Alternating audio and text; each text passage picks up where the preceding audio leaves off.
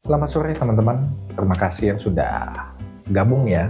Jadi kali ini udah mau puasa kan, saya akan bicara tentang puasanya itu ya untuk teman-teman yang ibu hamil. Saya mendapatkan ya beberapa kesimpulan bahwa banyak sekali yang ya bukannya tips dan trik untuk mau puasa, tetapi kapan yang menurut saya ini sebenarnya kalau bisa tidak usah puasa. Banyak ini, akhirnya saya ketemu beberapa golongan gitu. Sebenarnya tidak ada batasan pasti apakah teman-teman kalau begini harus puasa atau nggak harus puasa begitu. Tetapi yang paling mudah adalah pada saat puasa ini mengganggu keseimbangan teman-teman, maksudnya nutrisi, baik nutrisi maupun kesehatan, itu sebaiknya itu ditunda dulu ya, atau sekuatnya. Jadi yang golongan pertama ini adalah teman-teman kita yang mempunyai morning sickness, yang hamil. Banyak di sini yang baru-baru hamil lagi, berhasil hamil, selamat ya yang nonton. Itu mungkin ada 7 minggu, 10 minggu ya, yang mual muntah, yang bahkan sampai dirawat ya. Dan pada saat ya 7 minggu, 8 minggu, dalam waktu seminggu ke depan rasanya ya pasti mual muntahnya akan lebih hebat ya. Jadi pada saat teman-teman yang posisinya semacam ini, itu ada baiknya teman-teman untuk menunda dulu puasanya. Kenapa? Teman-teman tahu bahwa kalau misalnya mual, ya, apalagi teman-teman, oh dok, ada yang ngomong nih, pas mual dok, mending saya nggak makan, lebih enak, nggak muntah juga, begitu kan ya.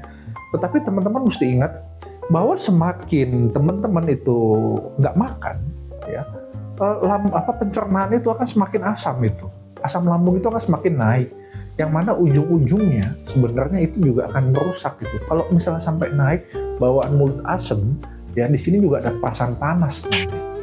Itu bisa membuat sakit mah itu menjadi lebih parah apabila teman-teman sudah punya dasar sakit mah. Lalu saya jelaskan juga kepada mereka, emang kalau misalnya teman-teman nggak makan, misalnya nggak muntah, malam makan buka puasa pasti nggak muntah juga. Justru karena teman-teman mual muntah, jadi akan sering muntah misalnya pada saat ini, akan lebih sering lagi kalau teman-teman makan itu porsinya dikit-dikit tapi sering ya. Jangan sampai puasa ini mengganggu nutrisi teman-teman. Saya lihat video ini dok, bisa dok makan malam ini sekali, nanti jam malamnya lagi, nanti sahur lagi, cuma dibalik aja siang jadi malam, malam jadi siang begitu kan ya. Iya, itu boleh saja, tetapi untuk yang kondisi normal. Untuk teman-teman yang mual muntah, ya emang nggak ada jaminan ya sahur itu habis itu nggak muntah gitu kan. Nah kalau habis itu muntah susah, elektrolit kurang, semuanya berantakan nanti. Nah lalu yang kedua adalah bumil-bumil yang mempunyai latar belakang penyakit tertentu ya. Misalnya teman-teman punya darah tinggi ya, sudah ketahuan adanya darah tinggi, misalnya chronic hypertension gitu, superimpos atau apa terserah ya, pokoknya sebelum hamil 20 minggu teman-teman udah ada darah tinggi ketahuan, atau bahkan sebelum hamil, yang memerlukan teman-teman makan obat secara rutin. Bisa apa aja sebenarnya ya. Apabila memang obat ini harus rutin, misalnya setiap 8 jam. Nah 8 jam ini kan tidak bisa diutak-atik, ataupun ada yang setiap 6 jam begitu kan ya. Mau diutak-atik gimana pun ini, puasa itu misalnya dari pagi sampai malam lagi sampai jam 6, itu kan pasti melewati batas waktunya ya. Ini jangan sampai merusak, misalnya teman-teman, misalnya contohnya darah tinggi sudah terkontrol, cuma karena masalah begini jadi tidak terkontrol, itu sangat berbahaya.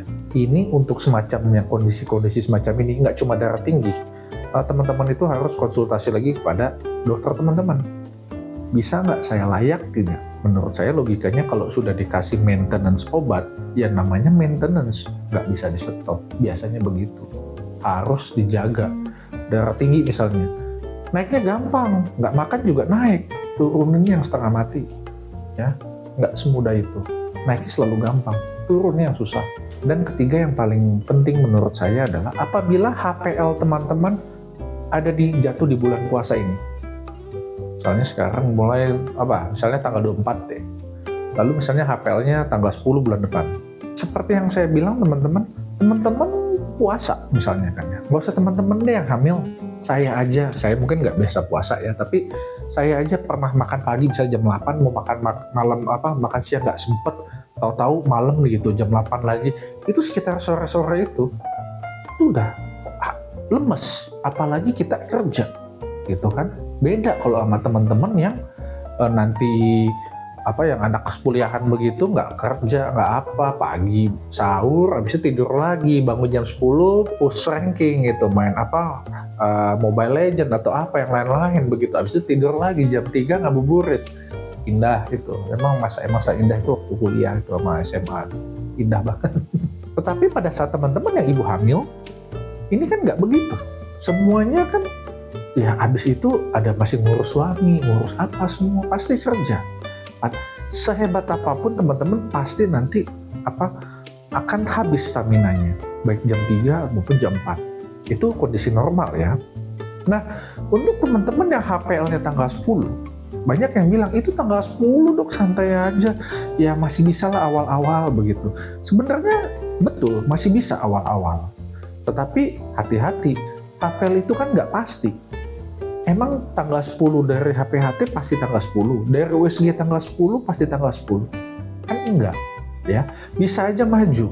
Dan pada saat maju, ini nggak ngasih tahu teman-teman. Tiba-tiba maju mendadak aja.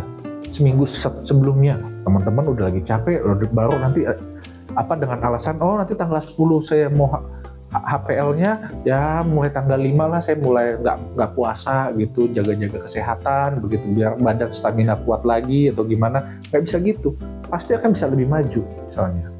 Nah, lebih maju ini juga nggak ngomong-ngomong, teman-teman bisa aja bilang, puasa pagi, tiba-tiba lagi lemes-lemesnya jam 3 sore mules jadi. Emang kalau mules teman-teman bisa makan dulu ya, saya bentar, habis itu saya mau lahiran. Kan enggak, biasanya kadang-kadang itu bahkan yang sudah di dalam ruangan ini, kalau misalnya sudah kita observasi dalam proses aktif melahirkan gitu ya, itu makan tuh udah nggak nafsu. Nah, karena proses melahirkan inilah yang sebenarnya itu cukup panjang dan melelahkan, ya, kondisi ibu itu harus prima. Jadi yang sudah mepet-mepet, menurut saya ya janganlah seminggu itu, ya menurut saya ya karena sudah mepet-mepet ya sudah, persiapkan kondisinya. Ada satu trik ya, mungkin teman-teman mesti ke bidan ya, cek dengan pemeriksaan dalam. Misalnya tanggal 10, ini tanggal 4 ini, 24 ini sudah mulai, teman-teman bisa cek dengan VT misalnya, sudah ada pembukaan belum, sudah mulai aktif atau gimana, apakah sudah mulai menipis atau enggak begitu. Cek ke bidan, ini baru belum ada pembukaan, silahkan aman, nanti minggu depan begitu kan ya, cek lagi gimana pembukaannya, sudah mulai tipis dan hati-hati nih, udah mulai 2-3 cm begitu kan, mending nggak usah deh misalnya. Nah itu contohnya ya. Jadi untuk teman-teman yang mau melakukan ini, itu menurut saya trik yang bisa ketahuan adalah itu, dengan melakukan pemeriksaan dalam. Apakah betul mulut rahim saya sudah menipis atau sudah mulai sedikit terbuka, ya kan? Dari situ kita bisa tahu kalau teman-teman mau puasa atau enggak. Semoga di sini teman-teman bisa jelas. Saya Dr. Revena, saya mengucapkan selamat berpuasa. Dressing up, fixing my strut, always prepared, you never know who shows up for